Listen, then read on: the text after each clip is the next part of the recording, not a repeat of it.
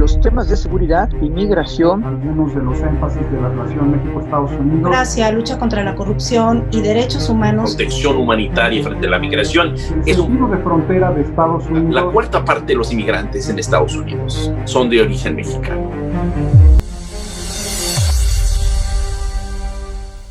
Fase 3. El programa Bracero, de 1942 a 1964. En el contexto de la Segunda Guerra Mundial, con la entrada de Estados Unidos al conflicto bélico tras el ataque a Pearl Harbor, volvió a incrementarse en el país vecino la necesidad de mano de obra suplementaria para la realización de actividades prioritarias como la agricultura. La manera más fácil de conseguirla era a través de México. Sin embargo, los mexicanos no olvidaron tan fácilmente la deportación masiva que acababa de suceder, por lo que, en esta ocasión, los gobiernos de ambos países se sentaron para crear un acuerdo bilateral que entraría en vigor el 21 de junio de 1942. Durante los siguientes 22 años, aproximadamente 5 millones de mexicanos cruzaron la frontera del norte. El programa Bracero se constituyó en 3 variantes específicas: el sector agricultor, ferrocarrilero y el minero. Además, el programa buscaba regular el flujo migratorio mediante 4 acepciones: legalidad, masculinidad, ruralidad y temporalidad. Es decir, se contemplaba el regreso de los migrantes. De esta manera, se consideraba al bracero como un trabajador legal que era sujeto de derechos y obligaciones. En el marco de dicho programa, algunos estados recibieron amablemente a los braceros.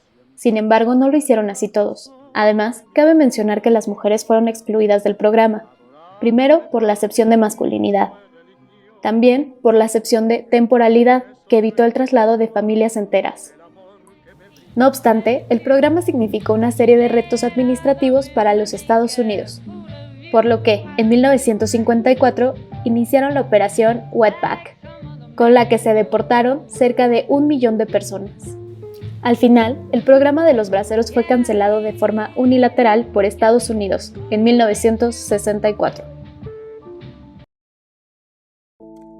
Fase 4.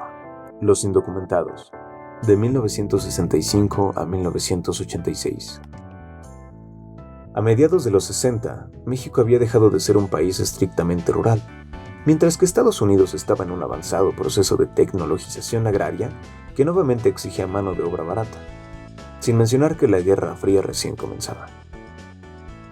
Debido a estas circunstancias, era necesario establecer un nuevo acuerdo bilateral que tomara en cuenta los nuevos retos de la modernización global.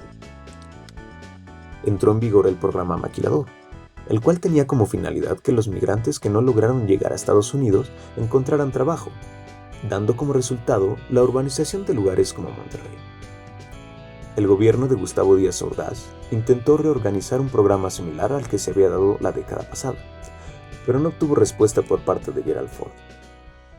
Cuando Echeverría ocupó el cargo, el proyecto quedó inactivo, lo que dio lugar a que los mexicanos nuevamente emigraran ilegalmente y sin el acompañamiento gubernamental, por lo que nacieron las redes de apoyo migrante.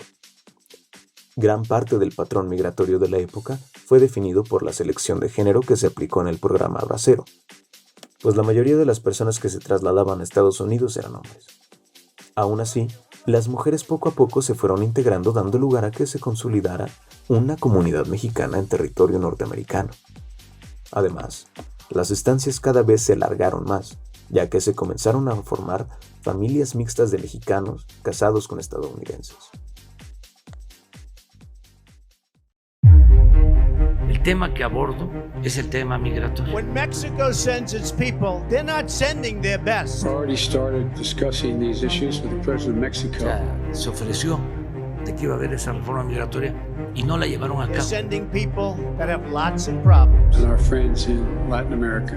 A las políticas migratorias y a cualquier política. They're sending us not the right people. It's coming from more than Mexico.